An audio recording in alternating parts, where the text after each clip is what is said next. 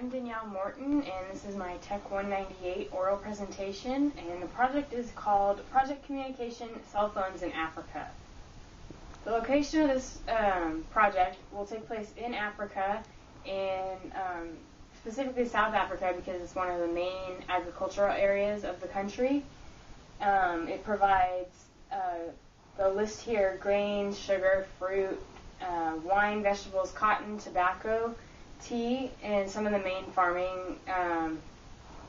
areas of farming are dairy farming, beef, sheep and goat, poultry, wild game, as well as aquaculture.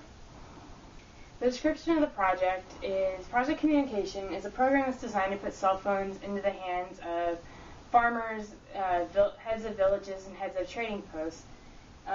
This will make it easier for farmers and trading posts and villages to communicate with each other, to know which crops to bring, when to bring them, if there's any obstructions in the road so they don't bring all their crops and get stuck and they go to waste.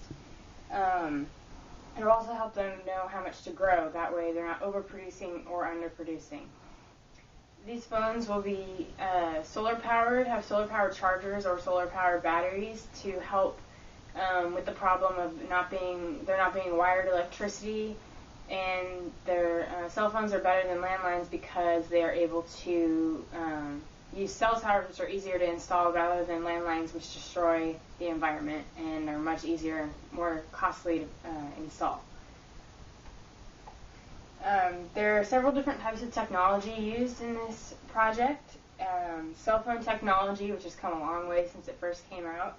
Internet technology for data usage and finding out things such as weather, and using GPS for mapping routes to how to get places. Solar power technology for charging the phone, and battery technology to make the batteries in the phones last longer and hold a charge for longer than your typical battery would, since it's more difficult to charge when you don't have wired electricity. The goals of this project is to make communication between farmers and villages and trade heads easier, to get information about road conditions to farmers easier so they're not stranded on a road because of an obstruction, to reduce the amount of food spoilage due to burning too much or overproducing, or being stuck on the road in the heat and there's no way to get the crops to where they need to go. And the final goal is to make it easier to charge the phone without relying on someone else's battery. A common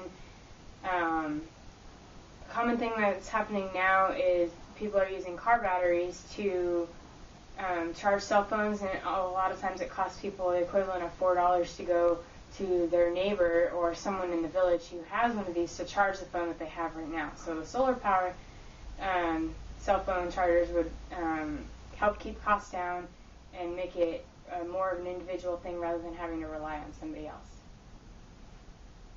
The plan is to manufacture basic affordable phones, to fly the phones from the United States to Africa and distribute them, and to install more cell towers and to make better use of the existing ones and make repairs so that they are functional and stable and won't need repairs as often, and to host classes on how to use the phones, how to use the new technology in the native language of the country.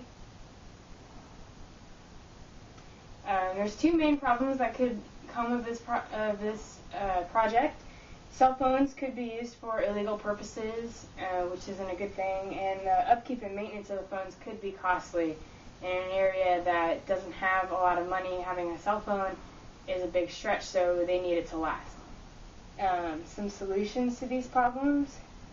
For the illegal purposes, there could be a limit to the number of phone numbers that the calls could make to help prevent things such as drug trafficking and things like that. There could be call monitoring to help with that as well, and register every phone in a system to keep track of who's using it and who they're calling, and all that. It has to do with the call monitoring as well. It'll make it easier to see if something's being used for illegal purposes, to know what's going on. For cost of upkeep, the parts could be made out of cheaper but reliable materials, and replacement parts can be made more easily and be interchangeable, so it's easy to replace them on your own rather than having to take it somewhere to have it fixed for you.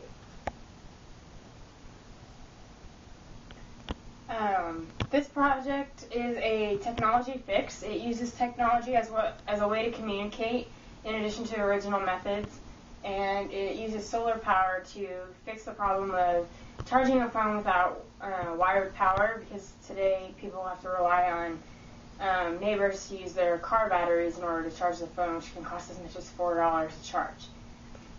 In conclusion, by distributing cell phones with solar-powered batteries and chargers, farmers will be able to communicate better with villages and other farmers, villages, and trading posts, as well as receive important information about weather, crops, and travel. These are my sources.